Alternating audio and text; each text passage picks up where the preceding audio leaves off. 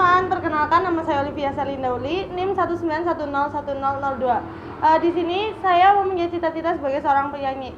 Kali ini saya akan menjelaskan tentang modul 3, yaitu konstruksi dasar percabangan pada algoritma dan pemrograman. Langsung saja kita ke pemrograman dan flowchart-nya. Ya, kali ini saya akan menjelaskan tentang konstruksi dasar pemilihan atau selection. Yang pertama, konstruksi dasar pemilihan sendiri atau selection. Selain runtutan squares, konstruksi dasar lain yang dapat digunakan untuk membangun sebuah algoritma adalah pemilihan atau selection dan berfungsi sebagai mengendalikan atau mengontrol arah dari sebuah proses. Dengan kata lain, konstruksi dasar pemilihan digunakan untuk memilih langkah apa yang harus diambil atau dilakukan selanjutnya apabila memenuhi sebuah kondisi pada langkah-langkah sebelumnya. Dengan adanya pemilihan tersebut, maka pemrograman seolah-olah dapat mempunyai pikiran bercabang karena mampu mengambil keputusan selanjutnya berdasarkan kondisi tertentu. Oleh karena itu, konstruksi pemilihan disebut juga percabangan atau pengambilan keputusan. Nah, dalam konstruksi dasar pemilihan dibagi menjadi 4 jenis, yaitu pemilihan tunggal, pemilihan ganda, pemilihan majemuk atau lebih dari 2, dan pemilihan bersarang. Pemilihan tunggal sendiri memiliki arti untuk menjalankan proses yang ada pada satu kondisi saja. Jika kondisi terpenuhi bernilai true, dan maka proses yang ada akan berjalan. Namun jika kondisi tidak terpenuhi atau false, maka tidak akan ada proses yang dijalankan atau berhenti sampai di situ saja. Bentuk flowchartnya seperti ini.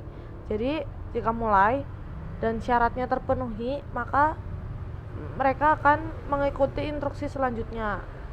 Namun jika syaratnya tidak terpenuhi, maka akan langsung selesai. Sedangkan pseudocode yang untuk pemilihan tunggal seperti if, kondisi, then, proses atau instruksi, kemudian and if.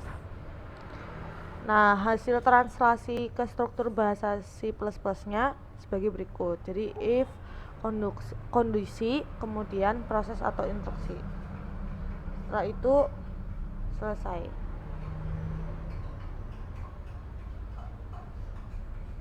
Nah, yang kedua, pemilihan ganda.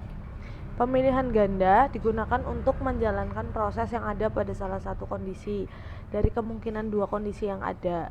Jika kondisi pertama terpenuhi bernilai true, maka proses yang ada di kondisi pertama akan dijalankan. Sedangkan yang ada pada kondisi kedua akan dilewati. Namun sebaliknya, jika kondisi pertama tidak terpenuhi atau bernilai false, berarti proses pada kondisi pertama yang akan dilewati dan proses yang akan ada pada kondisi kedua yang akan dijalani. Bentuknya flowchart akan seperti berikut. Jadi nanti dalam pemilihan ganda, misal dimulai, kemudian syaratnya, jika syarat pertama terpenuhi, maka dia langsung ke N.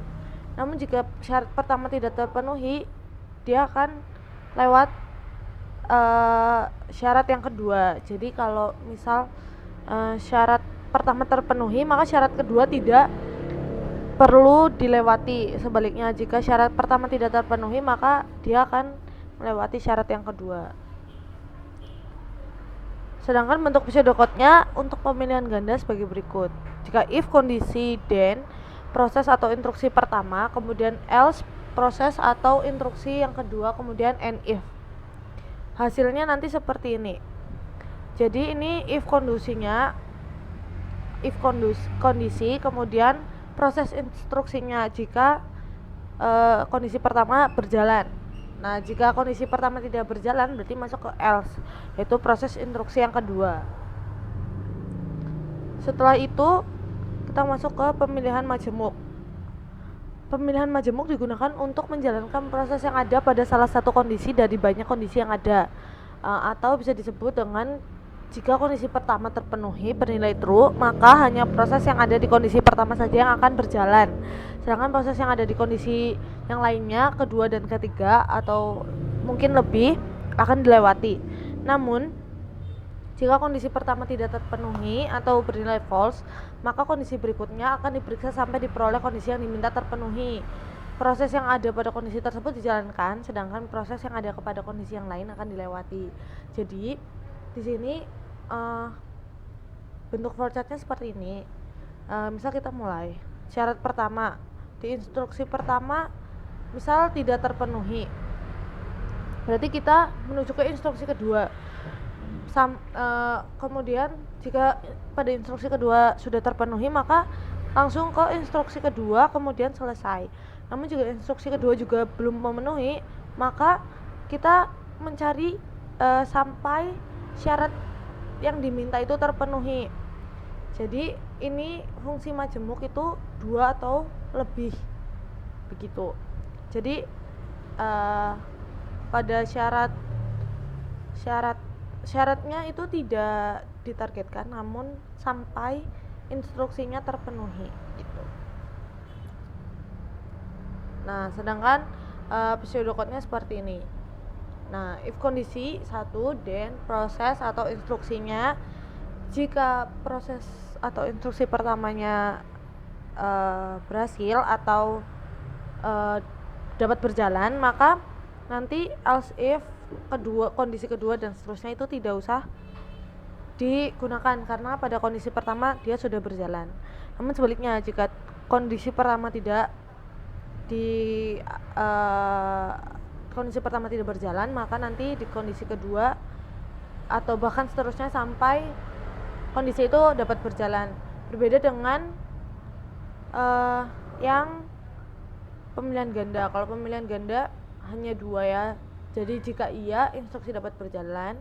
Jika tidak, berarti melewati instruksi yang kedua gitu. Kemudian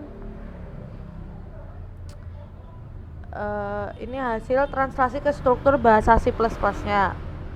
Ini begini. If kondisi 1 proses, kemudian else if kondisi kedua proses, kemudian else if kondisi ketiga proses, sampai ke kondisi yang bisa memenuhi instruksi. Nah, selain menggunakan struktur if else if, pemilihan majemuk juga dapat dilakukan dengan menggunakan struktur switch case sebagai alternatifnya. Namun struktur switch case hanya dapat digunakan untuk kondisi perbandingan, tidak dapat digunakan untuk kondisi yang membandingkan lebih dari sama dengan atau kurang dari sama dengan. Selain itu, struktur switch case juga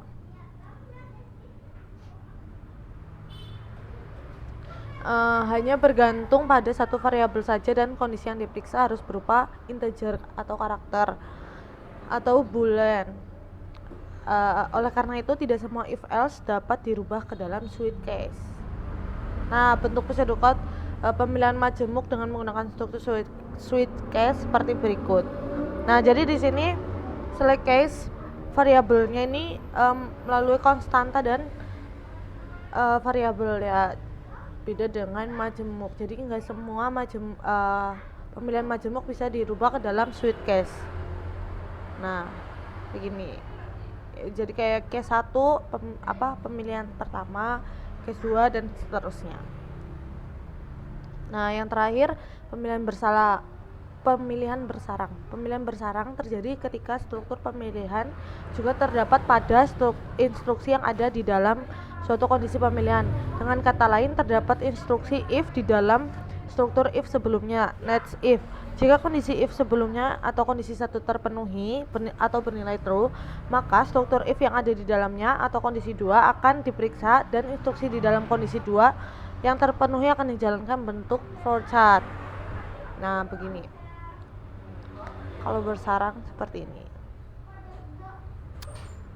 Langsung saja kita menuju ke pemrogramannya. Nah, di sini kita menggunakan contoh pemilihan majemuk. Jadi yang pertama kita masukkan if umur penonton kurang dari 18 tahun, if umur penonton lebih dari 18 tahun, mereka bisa menonton. Kemudian jika kurang dari 18 tahun, mereka belum cukup umur untuk menonton. Nah, pada case yang kedua, jika mempunyai tiket dipersilakan masuk, dan jika tidak memiliki tiket tidak diperbolehkan untuk masuk atau disuruh untuk membeli tiket terlebih dahulu. Kitaran.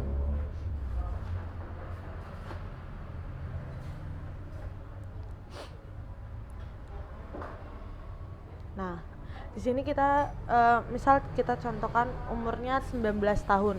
Kemudian kita enter. Nah, di sini tertuliskan silahkan masuk.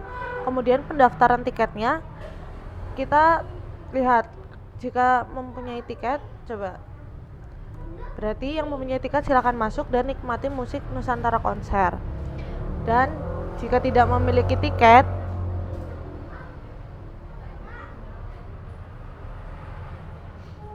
jika umurnya mencukupi namun tidak memiliki tiket, maka penonton disuruh untuk membeli tiket terlebih dahulu. Maaf, Anda tidak diperbolehkan masuk. Nah, kita lihat di flow chart-nya. Flow chart-nya di sini kita lihat bahwa kita mulai kita memasukkan umur terlebih dahulu. Jika umur melebihi 18 tahun, maka dia diperbolehkan untuk menonton. Kemudian pada case kedua nanti dipertanyakan mempunyai tiket atau tidak. Jika tidak, dia harus membeli tiket terlebih dahulu. Jika iya, mereka disilakan masuk kemudian selesai. Nah, jika umur mereka kurang dari 18 tahun, maka berhenti sampai di sini saja. Dan jika mereka tidak memiliki tiket, maka mereka berhenti di sini, kemudian harus membeli tiket terlebih dahulu. Setelah itu baru masuk dan selesai. Begitu. Ya segitu saja presentasi dari saya. Kurang lebih mohon maaf. Saya punya satu puas. Jangan sampai kemalasanmu merusak masa depanmu. Terima kasih. Sampai jumpa kembali.